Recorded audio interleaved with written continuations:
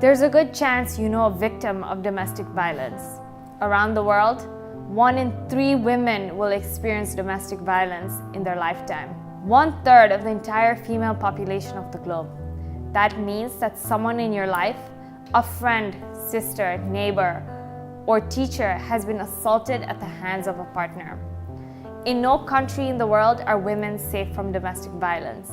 In the US alone, a woman is beaten or assaulted every 9 seconds.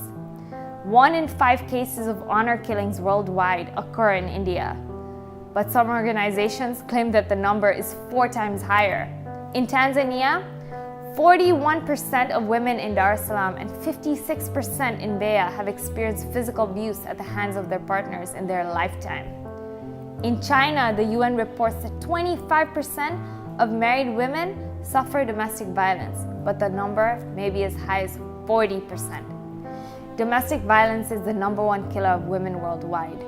Children exposed to domestic violence are 3 to 4 times more likely to perpetuate the abuse as adults, creating a seemingly never-ending cycle. So a woman in a picture-perfect marriage might also be a mother who needs to shield her son from his father's blows, put makeup on bruises, smile when everything inside her feels broken.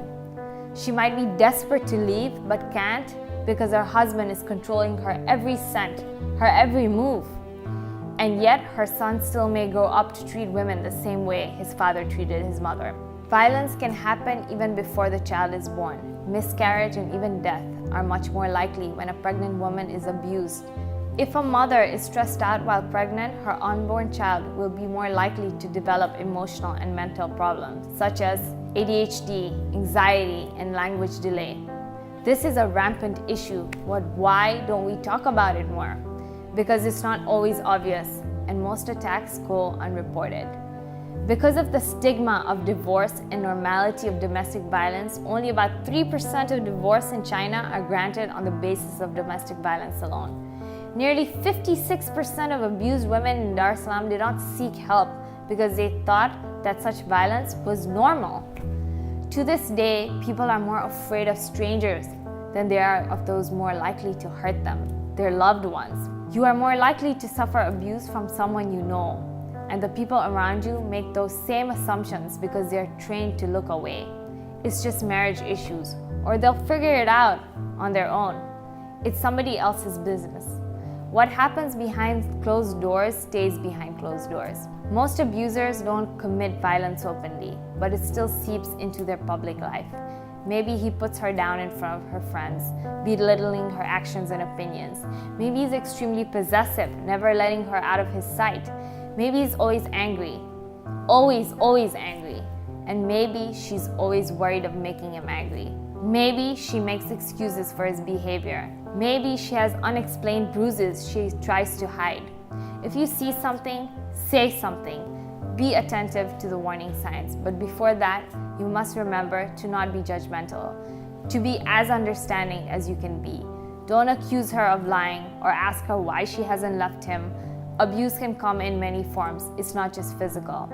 It can even be financial, where a partner controls all the money in the house, so the victim can't support herself without him. You can't know and won't know until you ask. Acknowledge the pain she's going through. Be supportive of her decision, but always remember that you can't fix it for her. She's going to have to do it for herself. If you feel trapped in an unsafe relationship, remember this. You're worthy of being loved. You're more than this. More than your bruises and broken bones, and more than this hate and anger. There is still hope. Reach out to a friend, a coworker, someone you know you can trust. If you don't know anyone, there's still many resources you can reach and hotlines you can call to find the help you need. Know that you're stronger than this.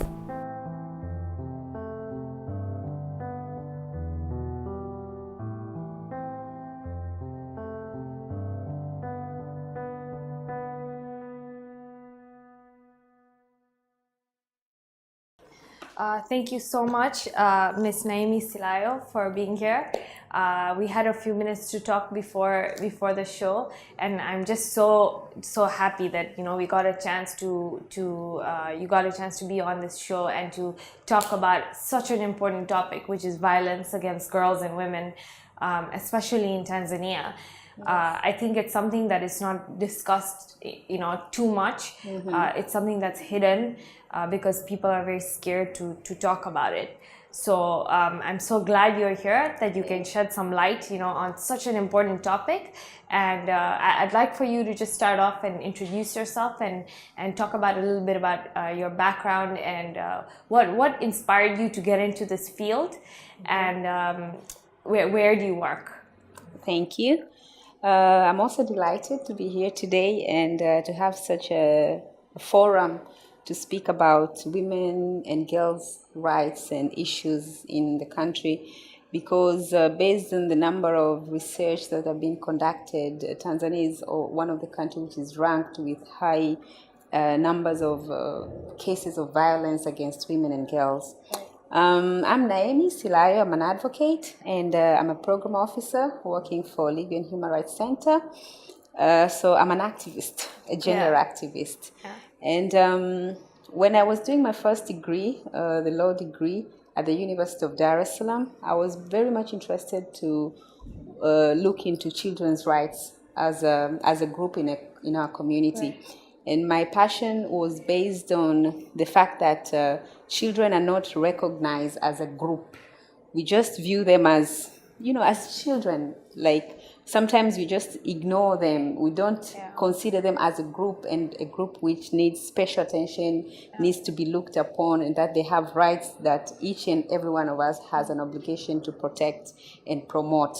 So in the course of, looking for jobs, and knowing the existence of the Legal and Human Rights Center as an organization that looks at promoting human rights and human dignity, then I realized that this is the right institution or organization where I can work with, and I can now really look into rights of vulnerable groups, now including women and children.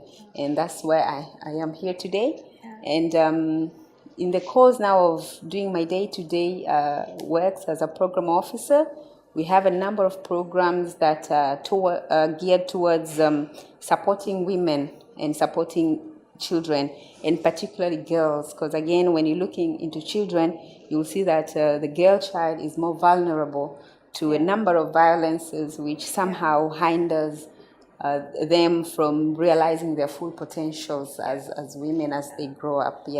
So it has been a great job working in this field, and must be very satisfying, to know that you can. I think a lot of people don't realize that when you're a child, it's so fundamental for you to be careful in the way that you speak to children, in the way what children see, because it builds them their character when they grow older. Definitely, yes. And I think that I spoke to 3 teachers in one of my interviews, and that's when I realized how fundamental it is to when you're raising your kids. Mm-hmm. And so while you're saying that that a lot of these kids are sort of it's like a group that's forsaken. Yes. At the same time, people don't realize that sort of that is a building block as when you're a child, and that's what makes you what you are when you grow up. Exactly. And also looking at our leaders as we speak along, I will talk about one of the factors that we have increased number of violence, especially against women and children, and particularly the girl child. It's because the issues of rights of women and girls is not a political agenda. So you'll find like most of our leaders, they will talk about sustainable development goals, Africa Union goals and all that. But how do we achieve these development goals if we don't invest from the children? Because they're the one who will grow, they're the one who will be involved in the day-to-day lives, they're the one who will be involved in economic activities. So if once we forsaken this group of children, we let them to become victims of violence, then definitely we won't be able to achieve the goals that we are setting at national and international levels. Yeah, I completely agree with you. You cannot reach those goals without looking at the problem at hand, you know, and empowering women. I've said before, that when you empower a woman, you make a difference to a whole nation. Yes, definitely. Because mothers are the ones that are going to be raising their children. So you want the mother has to be empowered to be able to empower her children. You know. So you talked a little bit about what violence against women and girls is. What are some of the most dominant forms of violence against women and girls? Well, first of all, I think it's also important we understand that Tanzania has committed to a number of international principles, human rights principles, through ratification and signing of different conventions. We have the Universal Declaration of Human Rights, which Tanzania has committed to. We have the African Charter on the Rights and Welfare of Children.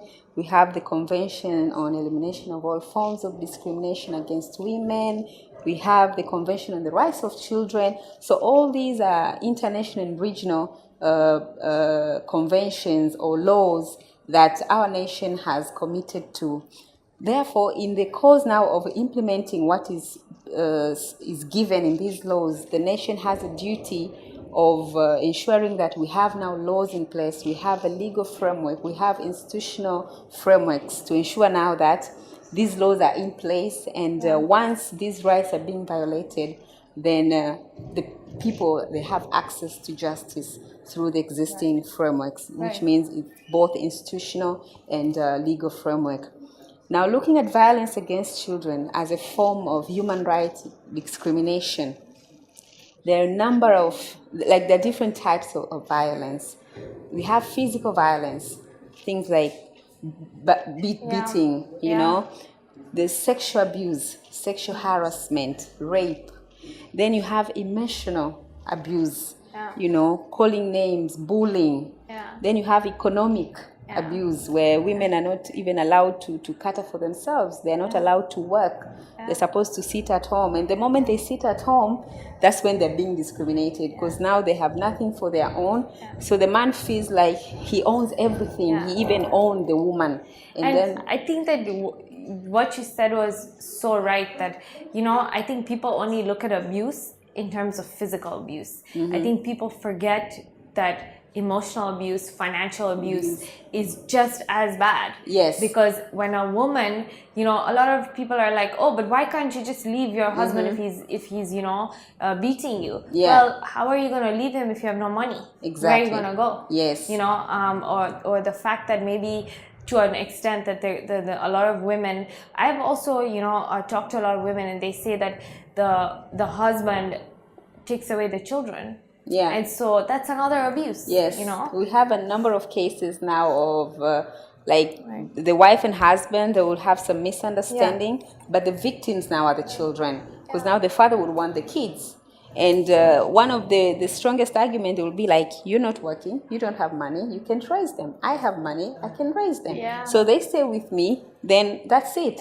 But how can you take a child from her own mother? You see? So sometimes we just ignore the extent of violence that, I mean, how it can go far into affecting other people who are now dependent. Once the mother and father or couples are in misunderstanding, the mother experiences violence, then it 100% affects the children who are part of that family. And that's the danger now, because the cycle keeps going on and on. The kids keep on seeing their mothers being beaten. And sometimes women, they don't speak out. They just keep quiet.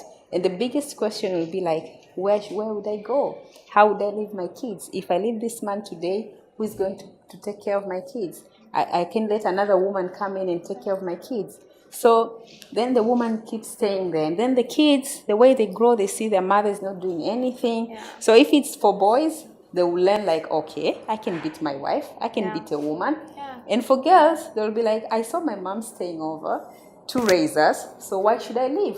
So now in modern life, and especially in urban settings, you'd find that most women are still they're experiencing violence, and it's more of now psychological violence, because most of them will be working, but again, men will keep on abusing them, and their kids will see how their mothers are being abused. And you know, it's so scary because basically when I was interviewing Dr. Sylvia Kaya, who's a psychiatrist, this is statistics that she said that basically when a woman is abused, when she has a child in her, basically it causes releases stress hormones to the child, and that child is then affected when they grow up. So boys will start going into substance abuse, and girls will start getting anxiety and depression when they get older. So imagine, it's like a web of problems that occur. You know, it's not only what they're seeing, but it's also because of the sort of biological things that are going through their blood. You know, I think shows like these are very important. Forums like this where women can be empowered to understand their rights, but most important is like from family settings to ensure that we break the patriarchal systems. We give girls the same opportunity as we give to the boy child. We give them access to education, because the moment a girl is educated, then she can fetch for herself. One day she will say, no, I cannot tolerate this violence. I have my hands, I have my brain, I'll cater for myself. And that's a revolution that we want. We want women to be able to stand up, to say no to violence, and the community to support. Because what we are lacking now, there are areas that women are empowered. They come forward, they speak out. But again, the community is like against them. Like, how dare you? How do you take your husband to court? How do you take your husband to the police station? It's something strange. And everybody start pointing fingers at you. But when you're beaten in your bedroom, no one would ever come and say, hey, stop beating your wife. It's not right. But when you now take a decision and say, no, I'm going to take an action, I'm going to report, then everyone now is also against you. And I want to give you a really beautiful example, you know. So our Prophet Muhammad, peace be upon him, when he lived in a time of ignorance, you know, basically there were men who, and this is happening right now, but not at such an extreme level, but it's still happening, that basically they don't want children. So what they would do is, when they had girls, they would bury the girls alive.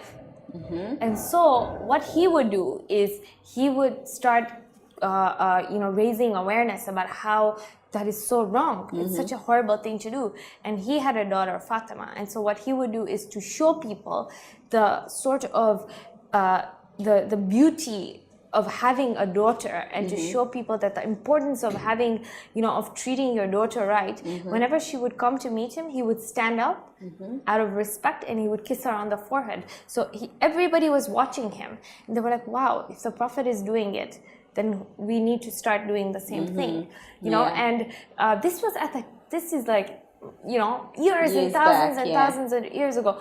Today, when, you know, I do a lot of research, it's the same thing, you know, and it's in a lot of, unfortunately, we think this is only happening in developing countries, but I've done a lot of research, even in developed countries. Fathers don't want to invest in their daughters because they think it's a waste of money. You know, the daughter is gonna, you know, you're gonna get married, you're gonna have kids, you know, you're just gonna end up doing nothing with your life. But I mean, today I can say that I am so happy that through this show I am able to even touch, if I'm able to touch one life, it's enough for me. You know, to make a difference, to sort of raise awareness about such important topics. You know, when it comes to anything, when you are a parent, you need to make sure you educate your daughter. You know? And so you both have a role to play, you know, and I think that it's so important to that women and parents know this. But the danger now, you're raising a very important point, but the danger is in most African settings, based on our cultures and traditions, men feel like they need to be respected. They need to be worshipped. Like, it's not just the respect you would give your father or your boss, but this, it's like above you can't do anything without consulting him. You can't decide on your own. You need to ask him. I'll give you an example. Sometimes I work in a human rights organization. Sometimes we have issues like the moment you go to the office in the morning, there's a phone call, there's some issues going on in Morogoro, and you need to travel and go and sort them out. Just like that. For a woman, you cannot say, okay, where's the car and I'm leaving. You need to call your husband, there's this journey, can I go? You need to make arrangement. But for men, I see my colleagues. They say, oh, so we need to go to Morogoro now. Yeah. Where's my bag? And off he goes. But for women, you need to go back. You need to ask. You need to arrange who's going to stay over if you have kids and all that. To a certain extent, I think that there's a beauty if both partners are doing it. For example, like if there's something I need to do, and I need not to consult, but I would like my husband's advice on it. But it was the same way, if my husband had a new business venture and he needed advice from me. I think if there's a mutual respect, it's amazing. Yes. I think it's beautiful that both of you respect each other to an extent. But if it's one-sided, I can see that it can really... Exactly. And that's what we're experiencing now. Yeah. Where you're having this, it's more of, I'd say, modern harmful practices where women are becoming victims of violence psychologically. Yeah. How? Especially in urban areas where I'm working, my husband is working. And sometimes I feel I can do things because I'm economically powerful as well. Yeah. I can bring food to the table. Yeah. I can pay the rents. I can pay bills. I can take kids to school. So for men, there are men who don't want their women to do that. They won't consider it as sharing responsibilities, but rather you feel like you're above him. And that's why we come with the economical type of violence where women are even forbidden to work. We have cases of women who are not allowed to work. She's very educated. Yeah. She's very potential. But the husband, if you want to live with me, no work. And work, yeah. Because they have that fear that if a woman is economically powerful... Freedom. Then she can just do what she wants. Exactly. Yeah. That's not the case. No, it's a win-win. It's almost as if people don't want to understand exactly that there is this win-win. I wanted to ask you. So basically, you know a lot of statistics. So do you believe that in urban areas where there is more access to women having freedom to work and bring in income, that there is less violence against them compared to rural areas where maybe women are not given that opportunity or freedom? I think it's equally the same. Really? Urban and rural. Really? The only difference is that in urban settings, issues are less reported. Really? And because most of the violence experienced in urban areas is more of psychological, emotional, rather than physical. I see. Okay. While in rural settings, it's so interesting. Most of the violence that women are experiencing is physical. Beating, chasing out, killing, sexual harassment, rape, and all that. While in urban setting, it's different. As I'm telling you, I'm married, and my husband maybe doesn't want me to go to work, or is not happy maybe because I'm earning more than him, so he would come home, not talk to me, those kind of things which you're not happy. Yeah. So it's a form of violence. Of course. Because you cannot sit and discuss issues, you cannot plan about your family together, you cannot, because you feel like, he feels like you feel you're better than. Why? That's not the case. Yeah. He feels maybe the way you go out there, you communicate, maybe you meet other he feels people. Emasculated. Yes, definitely. So it makes them feel like they are now becoming inferior to women. I think it's so interesting that you said that, because for me, somebody who I've done reasonable research, I would assume that in urban areas it's much worse. But the way, in rural areas it's much worse. But the way you've explained it, it's so smart, because I can see how maybe, when you are living in cities like Dar es Salaam, where women are working, still when they go at home, you don't know, because a lot of the psychological... Yes. But in rural settings, it's different. They would fight over land, I don't know what, and the woman, because now she does not own all those, so it's more of beating her and all that. So the only difference is that in rural settings, they are more reported than in urban settings because of the nature of violence that women are experiencing. Right. Yeah. So, okay, so what are some of the negative effects that a woman and girl gets from our own family? You know, and what is your take on this issue as a mother and a woman yourself? Some of the effects is that we'll keep seeing number of, like now we are talking of having women in all sectors, having women in decision-making bodies, having women as leaders. But how can you get these women if they're not having access to education? If they're experiencing violence throughout their life since when she's a child, if they're being married off before they attain their 18 years birthday, if they're being mutilated, if they're experiencing all this kind of violence. And you know, I just recently did a talk on how to create more women leaders. It's so interesting because, you know, I said that as fathers, brothers, husbands, what do you say to your women? Because what you say to them determines, you know, how they feel about themselves. Unfortunately, a lot of them are told, oh, you're not capable. You know, like I said, you know, basically a lot of them, Definitely, you know, I think that there's very few women like Oprah Winfrey. She's gone through so much, you know, like she was told by the media at that time that, you know, you're a black female who's overweight. She said, you know what, I don't care, I will do it. And she was one woman who, despite all these circumstances, rose up to the challenge and said no. Some of the women that come to our office, the first question when they experience violence and you ask them, have you reported it anywhere? And they'll be like, I spoke to my mom, and my mom was like, why do you want to leave your husband? Why do you want to work out of your marriage? Like who have you seen in our family or in our clan or in our generation or in a, you know? So those are the questions that people would be asking women who are trying to say, hey, I'm not happy. I feel like I'm being discriminated. I'm experiencing extreme violence and I want to do something about it. They'll be now asked, like who?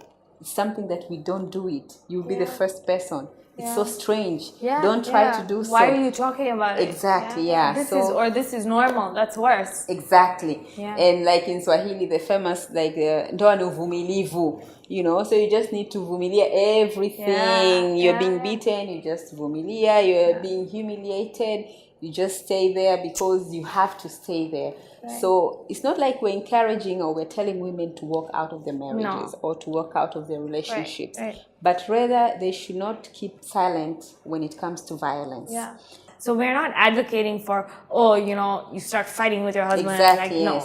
But if there is violence that is so, you know, extreme, and you're being beaten and you're emotionally just, you know, every day being hurt, then that you should speak out, or at least, you know, sometimes it also helps just to talk to people. Exactly. You know, I think that a lot of psychological issues come up because women hold it in and holding it in and holding it in, and then they don't really talk about it, you know. And it can be really now having issues on stress, depression. And do you guys have like these circles where you allow like open conversation with women? Yes. You do a lot of sensitizations and awareness raising, but now we are also concentrating on men as well. Because the more you empower women and then you don't empower men who are now the perpetrators of violence, then I think we'll still be having a challenge. So it's a both way. I agree with you. The education we're investing in women in terms of understanding their rights, understanding their position, understanding their roles in the community, the same investment we should do on men as well, and particularly boys from school. From a young age. From a young age. Like, you don't have to marry a girl who is being mutilated because it doesn't make any difference, you see. So the more we invest on both boys and girls to understand why do we need each other, why there's an importance of respecting each other, valuing each other, giving opportunity to both boys and girls, then one day we'll have a society where men and women are equally, we have gender equality, and you know, when we're talking now of the SDGs and all these, we can attain them because now we have a system and a society where people respect each other, and I also think there will be less cases of human rights violation.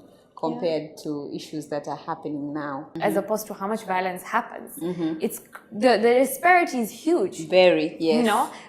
You will say, oh, in Tanzania, about like 40% of women have gone through domestic violence. Well, in fact, it's a lot higher, but it's just that it's not reported. Not reported, yes. Right? So what are some ways you believe that women can come out and safely talk about these issues and it can actually have an effect in their life when they go home? In our organization, we have programs with people whom we call them paralegals. These are people who are not qualified lawyers, but rather they're being empowered or trained on different legal issues and laws, and particularly human rights. Right. So these people, and we encourage women to be part of paralegals because first of all, they would understand human rights. They would understand the different systems through which the law works. And now they will be able to solve issues amicably within grassroots level, without taking them to court, without going to the police, as you're saying. Because we have a lot of disputes, domestic issues, where it was just a matter of people sitting down and talking and communicate and resolving them, rather than saying, oh, I'm taking you to court, I'm doing this, I'm doing that. So through paralegals, we've been able to reach a number of people from grassroots, because now they're advancing it, like to become a paralegal, you need to finish your at least Form 4. But before, we were taking anyone who is interested, people whom community can identify, like in normal life, they've always been helping others. There are those people in the community where they would hear an issue somewhere and they would just be the first people to go there and trying to solve and try to ask questions and try to say, no, calm down, don't beat your wife, don't chase them, look at the kids and all that. So those kind of people who are really interested in human rights, are really interested in helping each other. So those were the people who, when we are doing the making up the team, they're the people whom we'll engage. But now the government is taking over, so they want to officialize the work of paralegals. So there are also going to be a law and all that, and they want now paralegals to be people at least they've finished their O levels and all that. So these have been very, very helpful in understanding human rights, understanding rights of groups, and particularly women's rights, and they've been able now to help as issues happen within their communities. But again, we've been also having projects with different donors. And through these projects, we are able now to engage with women in their groups as community-based organizations, where they will be doing different entrepreneurial businesses, like women who want to make clothes. I don't know, they're selling, they plant and then they sell. To just empower them so that they can make a So when they come to be given the skills on how to start a business, like small scale businesses, then that's when you talk to them about human rights, you talk about women's rights, their role as mothers, why they should not keep silence about violence, what can they do, how do they access justice, how do they resolve issues if it's something which they think on the first instance it's not something to go direct to the police, because there are instances where you cannot resolve at home, you have to go to the police. For instance, your husband is chasing you with a panga, he wants to kill you. You can say, no, let me go call my neighbor. And, you need to take an action. So those are some of the forums. Is there a helpline for women? No, we don't have one which is being managed by my organization, but through other partners, there are helplines, yes. Where can they go if they feel unsafe, if they feel that they're going through a lot of abuse, or if they just want to talk to someone? Through the different work that have been done by different stakeholders and human rights activists in Tanzania, we have managed to work with the government to establish a gender and children desk at the police office, police posts, yes. Right. So now in every police post in the country, there's a gender and children desk where women can go there and share the issues, being given some advice if it's a case. And the units or the desk have been established because the first, before their existence, we experience that a woman would experience violence, but the moment she decides to go to report it, she would be more victimized at the police desk. Oh, so you're Naemi. So your husband raped you. How many were they? And everyone will be like, oh, she was raped. And now everyone is looking at you. Like with bad eyes. Exactly. So you find that you're already a victim of violence. But again, there, the way the police would ask you, everybody would start looking at you. So you feel like they needed some privacy. They needed a person or an environment where when she's explaining what happened to her, she's not being traumatized the Even second more. time. Yes. Yeah. So that's the whole essence of the police gender desk. And now the police are being trained on how to and I address. can actually vouch that it's going well, because I know someone who was abused very badly by her husband, and she went to the police station, and right away they basically told her to get the medical reports checked, basically put her husband away. Because it was so bad. She was abused very badly. So I can vouch that I think that it is helping. Yeah, it is helping. The only challenge is that because it's a new thing, and Tanzania is a big country, awareness, and sometimes due to budget constraints on part of the government, like they're not as effective in like all police stations throughout the country. They exist, but not that effective to be able to address the cases, the magnitude of cases which come in. But we believe with time, the more polices are being now, their capacity is being built up, the more they're given the facilities to work with and all that, then they'll be able to help more women. And now with the organizations which have established hotlines, it will be even, like the helplines, it will be even more effective. Because now you might have a helpline. I call in, I live in, I don't know, village A, the police post is in village B, then even the manner through which I get the assistance is different, it's difficult. So that is also, the infrastructure is also not supportive to allow the helpline to be that effective. But I believe the more we go along, the more the restructuring that is happening within the government institutions, as well as the massive work that is being done by NGOs and other stakeholders, as you're doing, then we'll be able, at a certain point, to be able to help women, no matter at which part of the country she comes from. Once she calls in, she reports an issue, then there will be direct help to assist her to get legal assistance. Do you have like any statistics of how it was before and how it is now in terms of, has it gotten better, you think? Through our human rights report, like my organization, we prepare a human rights report every year. The number of cases that are being reported to the police desk are increasing.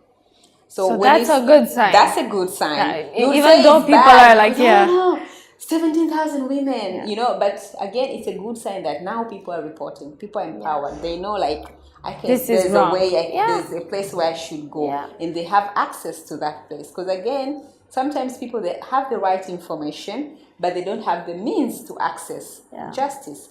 So now the empowerment has been there, it's ongoing, but again, the infrastructure have also been improved to enable now people to be able to access justice, no matter from what setting they come from. The social media, a number of issues are being reported every day. Every single day you would hear there's something happening here, and actions are being taken. I think social media is very powerful. And I think if mothers know, if mothers are aware that their kids are suffering because of the violence that they're going through indirectly, I think that they would take more action. Definitely. Because unfortunately, I think they're not educated enough to know that, my God, my kids are watching and it's going to affect them. Not now, but maybe in the future. And what can women like you and me and other empowered women in Tanzania do about this problem? What do you think what can we do to help?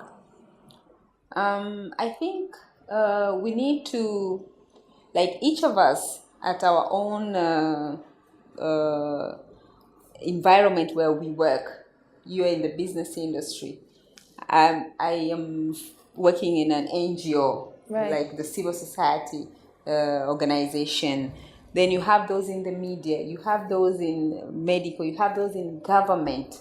If all of us at different settings at different times, we keep on speaking about these issues, we keep on talking about the effects of violence, the magnitude, and ourselves sharing maybe different experiences from the cases that we have experienced, maybe in our own lives or from the people we have assisted in our day-to-day lives and work.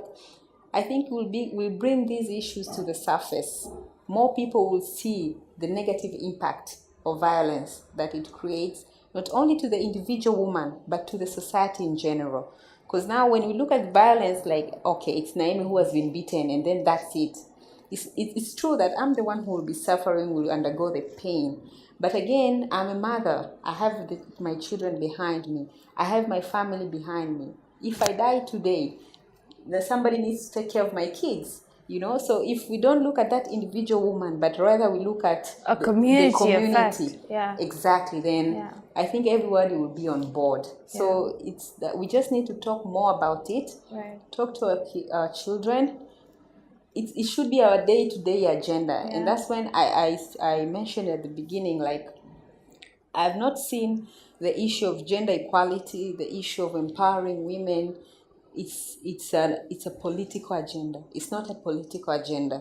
We have so many cases of violence against children, and particularly the girl child. I'll give you an example of the issue of child marriage in Tanzania.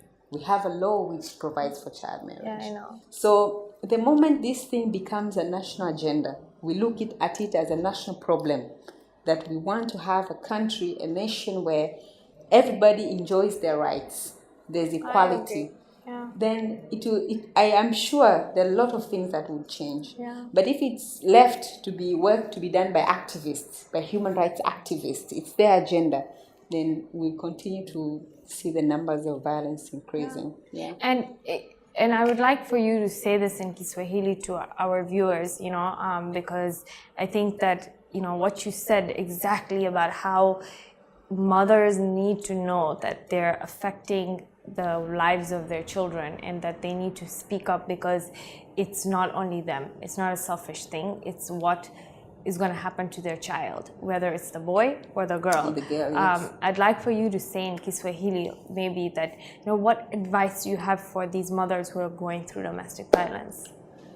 Naomba wanawake wa Kitanzania wasifumbie macho ukatili wa kijinsia, wasikae kimya, watoke wazungumze. Nafahamu kwamba wanawake wengi tuna hiyo hofu ya kwamba sasa watoto wangu itakuwaje, nikiondoka itakuwaje, familia yangu watanionaje, ndugu watanionaje. Lakini ukiangalia hivyo ni kwamba unajiangalia wewe binafsi ambaye ndio mwathirika wa kwanza wa ukatili ule. Lakini kama ni mama, kuna watoto ambao wanakutegemea na wao wanakuangalia wewe kama mama na wanamwangalia baba kama baba. Sasa wanapoona baba anafanya ukatili na mama hachukui hatua yoyote, watoto wanajifunza haya ndio maisha. Mtoto wa kiume naye atakuja kupiga mke wake. Mtoto wa kike naye ataendelea kukaa kimya kwa sababu aliona mama yake ulikaa kimya. Lakini kama tutafika mahali wanawake tutazungumza, sio kwa nia ya kutaka kuvuruga ndoa au kuharibu ndoa au kuvunja ndoa, lakini kuto kufumbia macho ukatili, tukazungumza, tukachukua hatua. Wakati mwingine sio hata lazima hatua za kisheria, hata katika ngazi ya familia, kwa kutumia taasisi za dini, kwa sababu katika dini zote pia tuna forums za kuzungumza masuala haya. Dini za Kiislamu zina forums, dini za Kikristo zina forums, ili mtu aambiwe kwamba hichi unachokifanya sio sahihi. Kwa sababu hata ukiangalia kwenye kutaka kuvunja ndoa, mfano divorce, uwezi tu leo mimi nimegombana na mume wangu nikaenda mahakamani nitakuwa divorce. No, wataanza kuambia uende baraza la usuluhishi, reconciliation body, yani it's a procedure. Kwa hiyo pia tutumie hizo procedure katika kupinga ukatili. Tuzungumze ili yule partner wako aambiwe unachokifanya sio sahihi, na ukikifanya kinaweza kikaleta 1, 2, 3. Kiasi kwamba leo amefanya na umechukua hatua, kesho akafanya tena, ukichukua hatua ya juu zaidi, yani kila mtu hata kushangaa kwa sababu ulionekana tayari tangia mwanzo ulizungumza, mimi napigwa, mimi nafanywa hivi, mimi siruhusi kufanya kazi, siruhusi kuingiza kipato chochote kwa ajili. Leo mume wangu maana leo kuna wanawake wengine wanaona tu ni sawa mume wangu akisema nisifanye kazi, wakati ana uwezo wa kufanya kazi, ana elimu, lakini anaona anapewa kila kitu, kwa hiyo anaamua tu kukaa nyumbani. Wakati angefanya kazi, kesho mume wake hayupo, bado kama mama ana uwezo wa kuendelea kutunza familia yake. Na watoto wanajifunza, wanaona mama anafanya, baba anafanya. Kwa hiyo wanawake tusifumbie macho ukatili, tuzungumze, tuchukue hatua za kijamii, then za kisheria. Na vyombo sasa hivi vya kisheria vipo. Tunayo madawati ya jinsia na watoto polisi, tunayo ustawi wa jamii, social welfare department kwa ajili ya masuala ya hizo issue za ndoa na watoto, na mpaka kwenye ngazi ya mahakama. Kwa hiyo tutumie hizo forums. Hizi kuna vyombo vya habari vinatoa taarifa kwa haraka sana.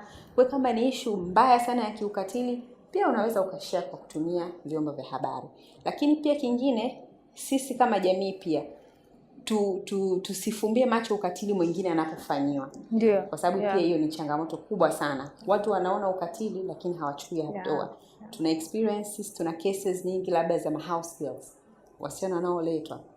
Jirani anaona msichana anafanywa kitu kibaya lakini anasema sio wa kwangu. Lakini yule ni mtoto, one day atakuja kuwa mama katika familia. Ndio. Kwa hiyo wote tukichukua hatua, tukasema hata kama sio wa kwako, ukatoa taarifa pale kuna tatizo fulani, ukaenda kwa mwenyekiti wa serikali ya mtaa, then utakuwa umemsaidia yule mtoto. Kama bosi wake amemshinda, bora amrudishe kuliko kumfanyia ukatili. I think that raising awareness is important. It's the first step. Because without raising awareness, people don't even know that a lot of people don't know there's a problem because it's not spoken about. But there has to be actionable plans as well. And I think that a lot of people who are able, who are empowered, should care about these issues and should try in whatever way they can to help, either if it's to raise awareness, advocacy work, or whatever little they can do to help with these issues, because it's for the country. It's for our country. It's for the future of our country. And looking forward to working together. Yes, definitely. Okay.